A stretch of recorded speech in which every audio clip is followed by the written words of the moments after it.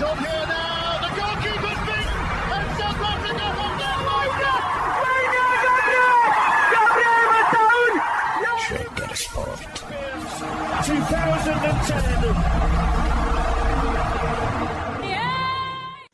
ሰላም ጤና ይስጥልን እንደምናላችሁ የተከበራችሁና የተወደዳችሁ የሸገር ስፖርት ዊዝ አበበ ግደይ የዩቲዩብ ቻናል ቤተሰቦቻችን በያላችሁበት እጅግ አስደሳች ጊዜን እያሳለፋችሁ እንደሆነ ተስፋ እናደርጋለን። መልካሙን ሁሉም ለናንተ እንመኛለን። ታዲያ ይህንን ሸገር ስፖርት ዊዝ አበበ ግደይ የሚለውን የዩቲዩብ ቻናላችንን ሰብስክራይብ አድርጉት፣ የደውል ምልክቱን ተጫኑትና አዳዲስ ፕሮግራሞችን ስንለቅ መልእክት ይድረሳችሁ። ላይክ በማድረግ እንዲሁም ደግሞ ሊንኩን ለሌሎች በማጋራት በተከታዮች ቁጥር እንድንበዛ የምንሰራቸው ፕሮግራሞችም ብዙ ሰዎች ጋር እንዲደርስ የምታደርጉትን ጥረት አጠናክራችሁ ቀጥሉ እንላለን። እስካሁን ላደረጋችሁልን ድጋፍ፣ እገዛ እና እኛን ለማንቃት ለሄዳችሁት ርቀት በሙሉ ምስጋናችን ትልቅ ነው። በጣም እጅግ በጣም አድርገን እናመሰግናለን።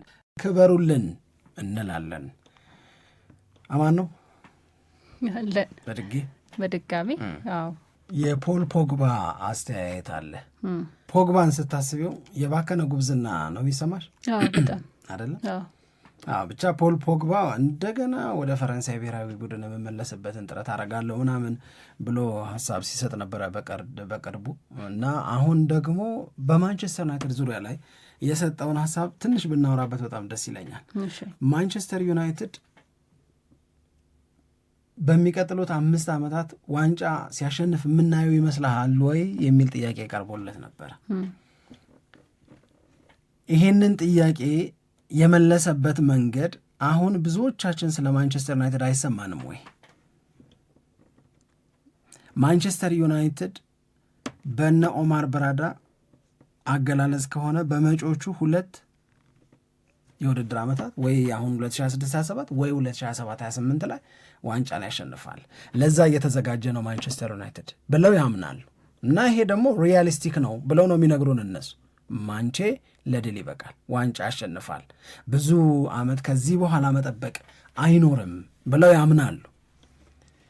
ይሄንን እቅድ 150ኛ ዓመት ስናከብር አብረን ሰለብሬት የምናደርገው ዋንጫ መኖር መቻል አለበት ብለው የነደፉት እንደሆነ ደግሞ ቀደም ብለው ነገረውናል። አሁን ፖል ፖግባ የሚለው ምንድን ነው? በማንቸስተር ዩናይትድ ቤት ውስጥ በዘንድሮ 2025/26 ላይ በተጠናቀቀው የውድድር ዓመት ያየው ነገር አስደስቶታል። በተለይ ካሪክ ማንቸስተር ዩናይትድን ከያዘ በኋላ በማንቸስተር ዩናይትድ ቤት ውስጥ የተስተዋለው ለውጥ ትልቅ ነው። ከካሪክ ጋር አብረን ተጫውተናል አለ። ካሪክ አሰልጣኝም ሆኖ አብሮኝ ሰርተዋል። ካሪክ በተጫዋቾች ላይ ሊያሳድር የሚችለውን ተጽዕኖ አብሮ በመስራት ውስጥ በደንብ አውቄዋለሁ አለ እና እሱ ይዞት ማንቸስተር ዩናይትድን ባየንበት 17 ጨዋታ ላይ የታየው የካሪክ ተጽዕኖ ነው። ለብዙዎች ሊገርማቸው ይችላል። ለእኔ ግን ካሪክ እንደዚህ ለሱ እንድትሰሪ፣ ለሱ እንድትጫወች፣ ለቡድኑ ማድረግ ያለብሽን ነገር በሙሉ ወደ ማድረግ እንድትመጪ የማድረግ የተለየ አቅም አለዋል። ይሄ አቅም ተገለጠ ነው ያልኩት።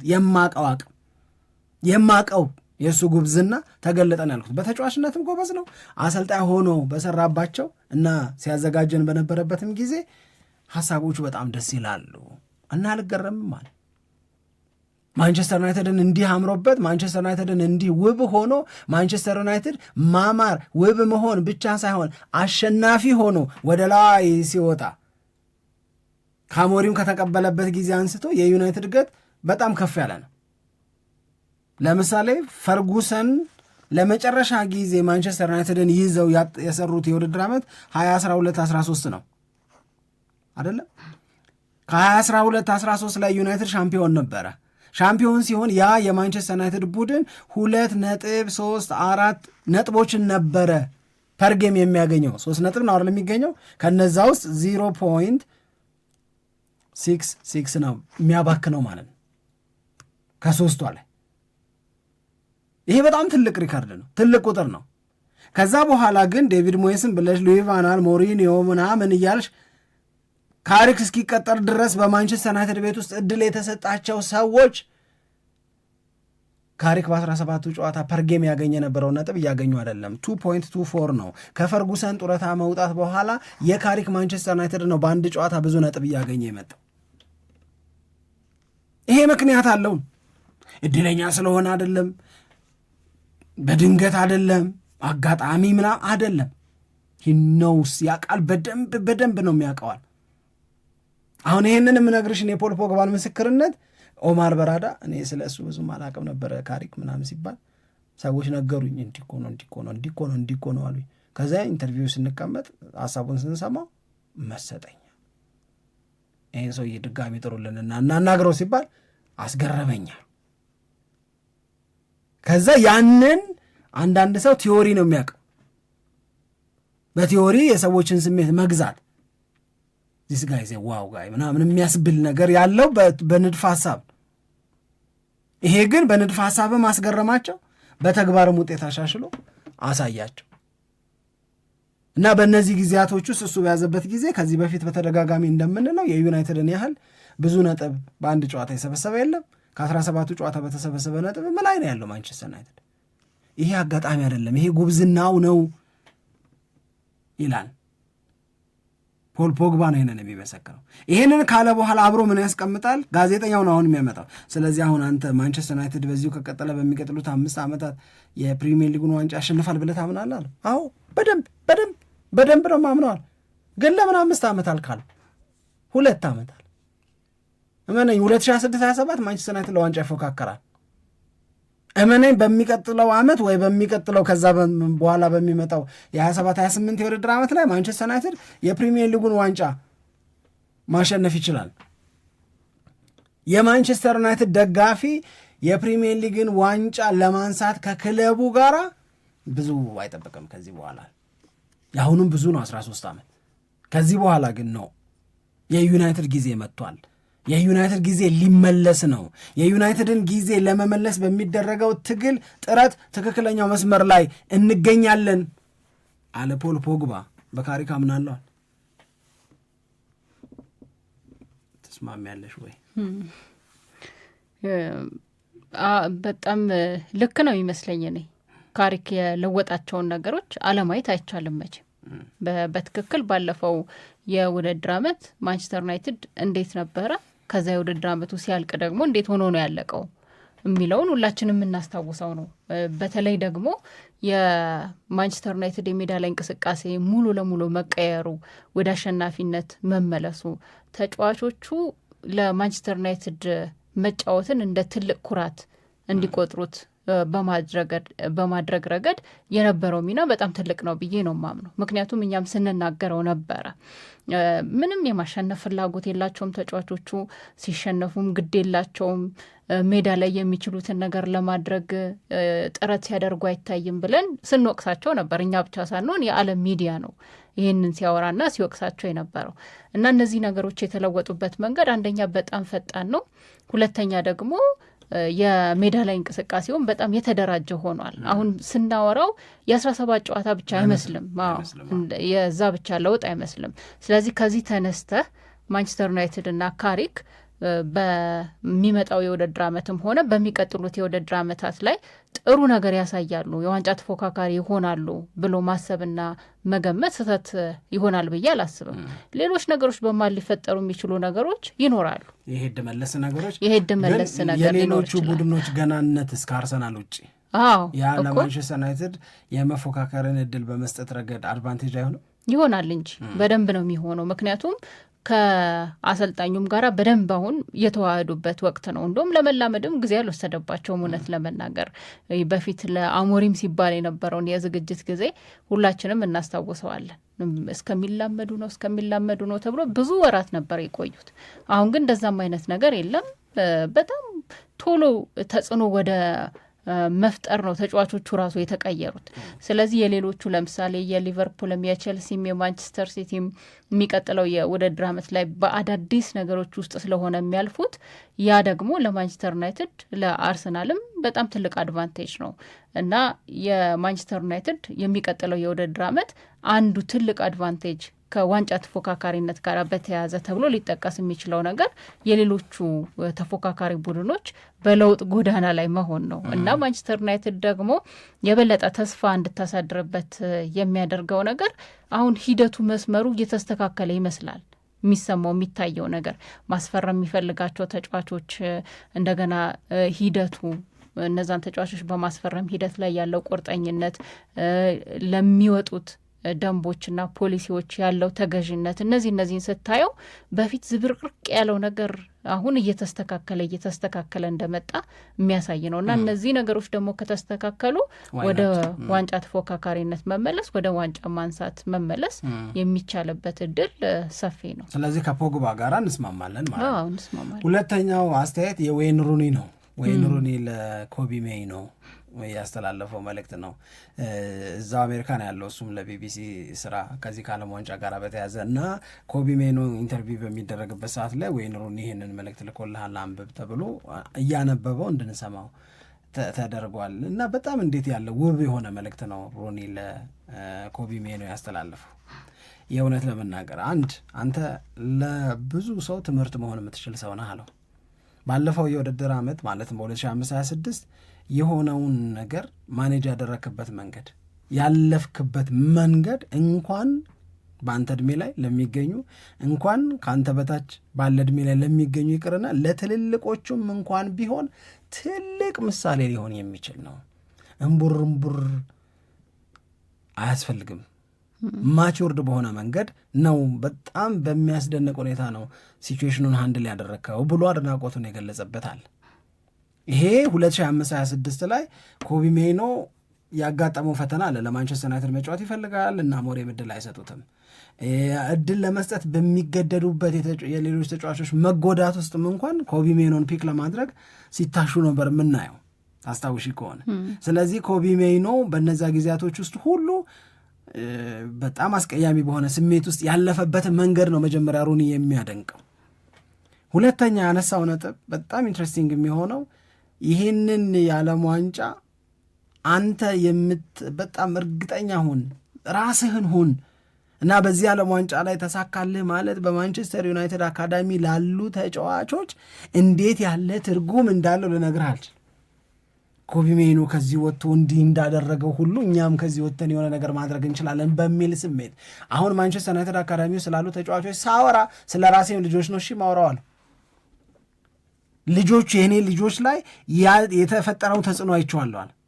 ስለዚህ ራስህን ሁን፣ አቅምህን አሳይ፣ የምታገኘውን አጋጣሚ በሙሉ ተጠቀም፣ ከፍ በል። የአንተ ከፍታ በዩናይትድ ቤት በጣም ብዙ ከፍ የሚሉ ልጆች እንዲፈጠሩ ምክንያት ይሆናል አለው። ደሳይል በጣም አሪፍ ነው እንጂ እና ሪያክሽኑን ራሱ አንብቦ ሲጨርስ ዋዛ ምናምን ብሎ በቃ አንብቦ ሲጨርስ ሪያክሽኑን ስትመለከችው በቃ ሂዞ ደሞን በጣም ነበረ ደስ ያለ እና ደግሞ ሩኒን እያየው ላደኩ ለኔ ብሎ ደግሞ ራሱ አብራራ። አንዳንዴ ይሄ ወደ ላይ ስታያቸው የነበሩ ሰዎች አንቺ ከፍ ብለሽ የሆነ ነገር ለመስራት የሆነ ነገር ለመሞከር ምናምን ስትሞክሪ ብዙ ሰው ከሚሰጥሽ አስተያየት በላይ እነዛ ሰዎች የአንቺን ስራ ወደው ዋጋ ሰጠውት ትርጉሙ ገብቷቸው ይሄ ልጅ ትልቅ ደረጃ ይደርሳል ብለው ሲመሰክሩልሽ እንደማየት ምንም የሚያስደስት ነገር ያለ አይመስለኝም። እና ይህንን በምሳሌ ማስረዳሽ ሮፍናንን ነው ምሳሌ ማድረግ። ሮፍናን የጨዋታ እንግዳ ነበረ ከማዚ ጋር። በዛ ቃለ ምልልስ ወቅት ጨረቃን አልበም ሰርቶ ከነዛ አልበሞች ውስጥ 2 ዘፈኖች እንዲሰማለት ኤልያስ መልካ ሞከረ እና ኤልያስ መልካ ከሰዎች ጋር ተሰብስቦ ሻይ እየጠጣ ምናምን ባለበት ሰዓት ላይ ነው ያንን ትራክ ያሰማው እና ሙዚቃን እንደዚህ አስቤያት አላቅም አለኛል። ሙዚቃን እንደዚህ አስቤያት አላቅም፣ እርግጠኛ ሆኜ ነው የምነግርህ ይሄ አልበም በደንብ ነው የሚሰማው ብሎ ኤልያስ መልካ ምስክርነት ሲሰጠኝ ያኔ ጨርሻለሁ አለ። በጣም ብዙ ሰው እኮ ወዱታል፣ በጣም ብዙ ሰው እኮ አስተያየት ሰጥቶት ይሆናል ምናምን አለ። ግን ወይኔት ካምስ ከኤልያስ መልካ ሲመጣ ግን ትርጉሙ ሌላ ነው። በሁለት አጋጣሚ ነው ኤልያስ መልካን ያገኘሁት ነው የሚለው ሮፍናን። አንደኛው እሱ ነው። ሁለተኛው ደውሎልኝ እንደገና የለዛ አዋርድ ላይ ፐርፎርም አርጋለኝ አዘዘኛል እንደው ከቻልክ ምናምን አይደለም እምቢ ልል አልችልም አለ። እንዲህ ወደ ላይ የምታያቸው ሰዎች አሉ አይደለ? በጉብዝናቸው ክብር የምትሰጫቸው ቦታቸው በአንቺ ውስጥ ከፍ ያለ ለኮቢ ሜይኖ ሩኒ ነው እና ከሩኒ እንደዚህ ያለ ጀግና ነህ፣ ጎበዝ ነህ፣ ነገሩን ያለፍክበት መንገድ ለማንም ምሳሌ ይሆናል። በአንተ ከፍ ማለት ብዙ ከፍ የሚሉ የማንቸስተር ዩናይትድ ተጫዋቾች ይፈጠራሉ ከስር። ይህንን ስል የኔን ልጆች ጨምሮ ነው ሲል አባት ነው እኮ ይሄ ሩኒ። ከሱ ከሚማሩት ይልቅ ከኮቢ ሜይኖ የሚማሩት እንደሚበልጥ ያምናል። በእንትን ታምኛለች፣ ፒር ኢንፍሉዌንስ በሚባል ነገር ታምኛለች። ያቻ ተጽዕኖ የሚባል የተቀራራቢ ዕድሜ ተጽዕኖ የሚባል ሩኒኮ ቁጭ አድርጎ እኔ የደረስኩበት ደረጃ መድረስ ከፈለክ ምናምን ማለት እኮ ይችላል። መንገዱን ማሳየት ይችላል። ጀግና የሆነ አባት ነው ያላቸው። በጣም ተወዳጅ፣ ለለበሰው ማሊያ የማያባራ ክብር ያለው ሩኒ እኮ ዘ ፌስ ኦፍ ዩናይትድ ለእኔ ሩኒ ነው። በነገራችን እኔ ማት ሰው ገብቶ ወጥቷል። ማት ሰው መልከቀና ምንም ያለ እንደ ሩኒ ግን ኖዋን። አሁን ስኮልስ ሊልሽ ይችላል፣ ሪያን ጊግስ ሊልሽ ይችላል፣ ዴቪድ ቤካም ሊልሽ ይችላል፣ ፈርጊ ሊል ይችላል ምናምን። እኔ የሩኒን ካራክተር ለማንቸስተር ዩናይትድ ለሆናቸው ነገሮች በሙሉ የማያባራ ክብር አለኝ። እውነት ለመናገር ማንቸስተር ዩናይትድ ተጫዋቾች ቀይሮ ጨርሶ ሩኒ ተጎዳ። የሩኒ መጎዳት ማንቸስተር ዩናይትድ ያንን ውጤት እንዲበላሽበት ያደርጋል። ምክንያቱም ለተቃራኒው ቡድን ኒውሜሪካል አድቫንቴጅ ወይም የቁጥር ብልጫ ይሰጠዋል።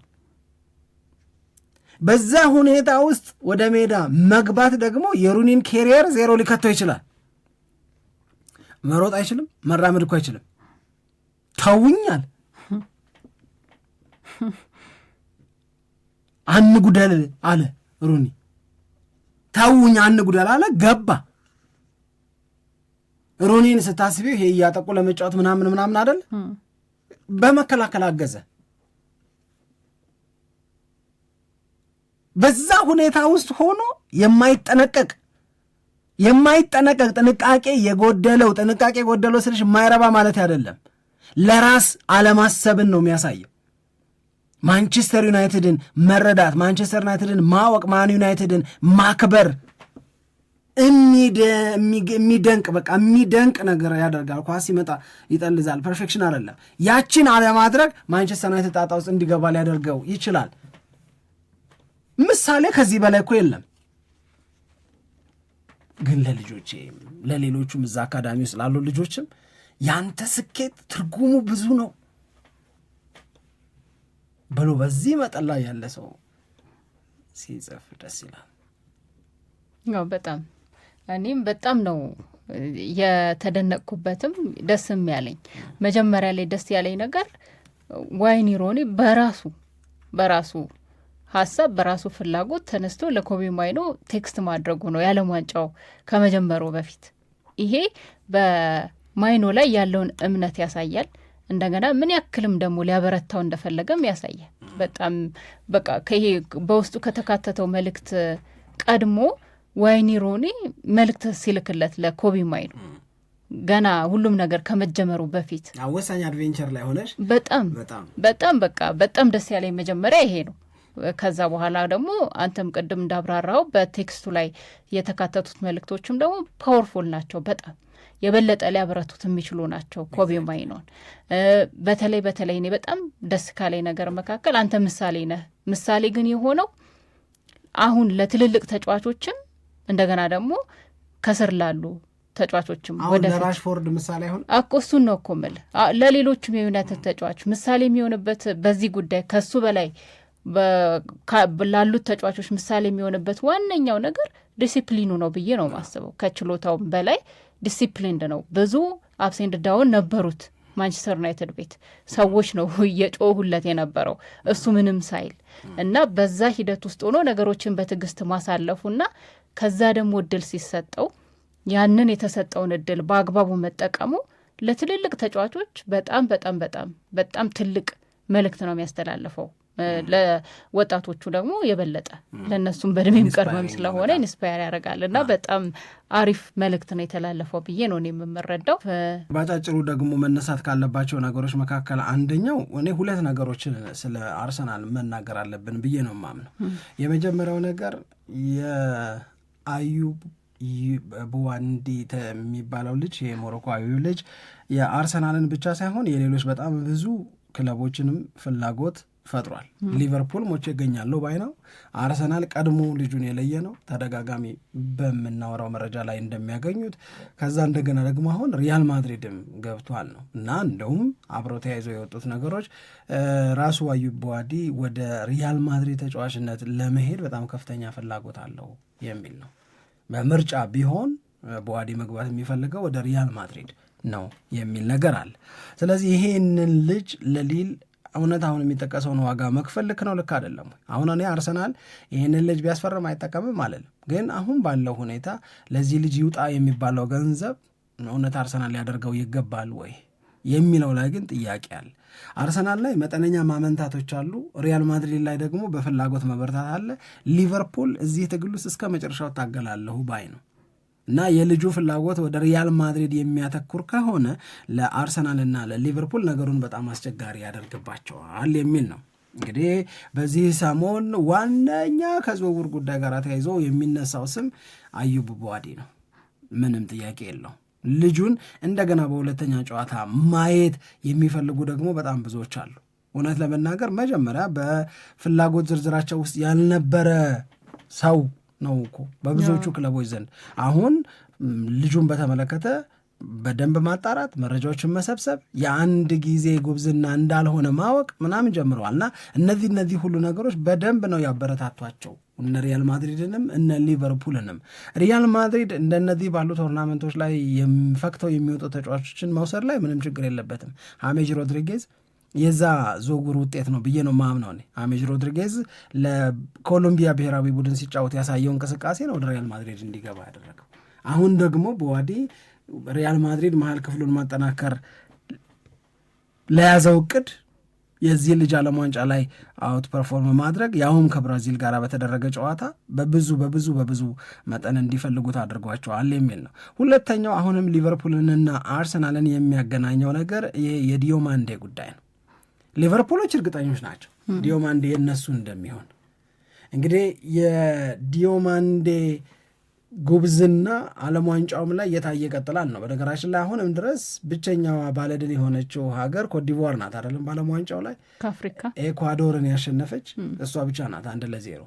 በዛ ጨዋታም ላይ ያሳየው እንቅስቃሴ ተወዷል። በክለብ ደረጃ ለአርቢ ላይፕሲች ያሳየው እንቅስቃሴ በጣም ተወዶለታል። ስለዚህ አሁን ያልተወደደው ነገር አርቢ ላይፕሲች ምን ነክቶት ነው የሚል ነው።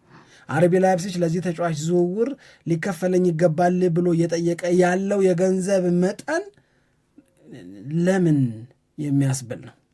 ለምን ይህን ያህል ለምን በጣም አልበዛም ወይ የሚል ነው። እና ይሄንን ጥያቄ እንግዲህ ሊቨርፑል በዚህም በዛም ወጣዋለሁ ባይ ነው። መሀል ክፍሉ እንደሚጠናከረው ሁሉ የመስመር እንቅስቃሴ በተለይ በመሐመድ ሳላህ መውጣት ምንም ክፍተት እንዲፈጠርበት አልፈልግም ይላል። ለዚህ ተጫዋች የሚጠራውን ውድነት ግን ወይም ውድ ዋጋ ግን አስቀንሳለሁ የሚል እምነት አለው ሊቨርፑል። ይሆናል፣ ይሳካል፣ አብረን የምናየው ነው። አሁን ትላንትና ጀምሮ ግን ዲዮማንዴ የአርሰናል ለምን አይሆንም የሚል ደግሞ ትልቅ እንቅስቃሴ ነው የተፈጠረው። በነገራችን ላይ አርሰናል ለ5 ዓመት ያስፈረመው ሂንካፔ እና ዲዮማንዴ ናቸው የተገናኙት እኮ በዓለም ዋንጫ የመጀመሪያ ጨዋታ ላይ። አሁን እንዴት አረገህ ቢሉት ሂንካፔ የሚናገረው ነገር አለ። ሁለቱም አውትሻይን አድርገው ነበር በጨዋታው ላይ ጥሩ ነበሩ። በየብሔራዊ ቡድኖቻቸው አሪፍ እንቅስቃሴ አሳይተው ነበር። ስለ ዲዮማንዴም ስለ ሂንካፔም ከጨዋታው በኋላ የተጻፉት ነገሮች በጣም የሚያስደስቱ ነበሩ። ግን አሁን የዝውውሩ አቅጣጫ በቃ የሆነ ተመሳሳይ ተጫዋቾች ላይ ግን ደግሞ ቶሎ የሚለዋወጡ ዘገባዎች ናቸው እየወጡ ያሉት። ምኑ ተለወጠበች? ለምሳሌ ሊቨርፑል ነበር አሁን ይህንን ተጫዋች ለማስፈረም ከሁሉም ክለቦች ቀድሞ ስሙ ሲጠራ የነበረው እና ትልቅ እድል እንዳለው ሲገለጽ ነበር። አሁንም በዛ ነገር ላይ የመጣ ለውጥ የለም። ሌሎች ግን ተፎካካሪዎች እየገቡ ለሊቨርፑል ነው። ሊቨርፑል ይሄ ሹፌሩ ቦታ ላይ ያለው ሊቨርፑል ነው፣ ግን አርሰናል ገብቶበታል። እሱን ነው የምልህ። አዳዲስ ክለቦች እየተቀላቀሉ ነው ይህንን ተጫዋች በመፈለግ ረገድ። ሌሎችም አሁን ትንሽ ቆይታ ሌሎችም ክለቦች ስማቸው አብሮ ሲነሳ ተጫዋቹን በመፈለግ ረገድ ልንመለከት እንችላለን። ለአርሰናል ግን አሁን እየወሰደ ያለው ወይንም ትንሽ ሸሸት የማለቱ ነገር ግን በተለይ ከዚህ ከአዩቡ ከተባለው ተጫዋች ጋር በተያዘ ግን የሚያዋጣ አይደለም የሚል ሀሳብ የያዘ ይመስላል። ገንዘቡ በጣም ብዙ ነው። ሪያል ማድሪድስ ያን ያክል ገንዘብ ይከፍላል ወይ? አንደኛ፣ ሁለተኛ መክፈሉስ ልክ ነው ወይ የሚለው ጥያቄ ከከፈለም እንኳን እስካሁንም ድረስ እንደቀጠለ ነው። ግን የበለጠ ቀጣይ ፐርፎርማንሶች ደግሞ ይህንን መረጃ ሊያጠናክሩም ወይንም መረጃው በቃ እንደተሰማ እንዲቀር ሊያደርጉም ይችላሉ ብዬ ነው የምገምተው። ገና የመጀመሪያ ጨዋታ ላይ ስለሆነ ይህንን አይነት ነገር በአብዛኛው የተሰማው ሌሎቹ ፈላጊ ክለቦች በብዛት የመጡት እና የሚቀጥሉ ጨዋታዎች ላይ የሚያደርገው እንቅስቃሴ የልጁን የመፈለግ ነገር ከፍም ዝቅም ሊያደርግ ይችል ይሆናል። የአንድ ጊዜ እንቅስቃሴ ዋጋቸው ውድ ነው፣ ዋጋቸው በጣም ውድ ነው። አሁን እኔ ዲዮማንዴ ጎበዝ ነው፣ ግን 130 ግን በጣም ብዙ ነው።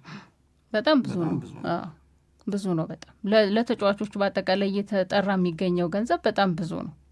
ለማንኛውም ግን ራስን ለማጠናከር እየተወሰዱ ያሉ በተለይ የፕሪሚየር ሊግ ክለቦች ጥረቶች ግን መጪውን የውድድር ዓመት ለሁሉም አስፈሪ ነው የሚያደርገው። ኦፍኮርስ አሁን ታይትል ፌቨራይት አርሰናል ነው፣ ምንም ጥያቄ የለው። ግን ደግሞ አሁን እነ ፖል ፖግባ እንደዚሁም እነ ኦማር በራዳ ምናምን የሚሉትን ስትሰሚ እና የማንቸስተር ዩናይትድ ቤት ራስን የማስተካከል ቁርጠኝነትን ስታይ ዩናይትድን በቀላሉ እጅ እንደማይሰጥ እንዲሰማሽ የሚያደርግ ነገር ነው ያለው። ለማንኛውም ከዝውውር ጋር በተያያዘ አሁንም አዳዲስ ነገሮችን ወደ ማንሳት እንሄዳለን በቀጣይ በተለያዩ ሰዓታት ማለት ነው። በጣም እናመሰግናለን አድማጮቻችንን አብረውን ቆይተው ፕሮግራማችንን ስለተከታተሉ። መልካም ቀን ይሆንላችሁ አድማጮቻችን። ኢትዮጵያ ለዘላለም ትኑር።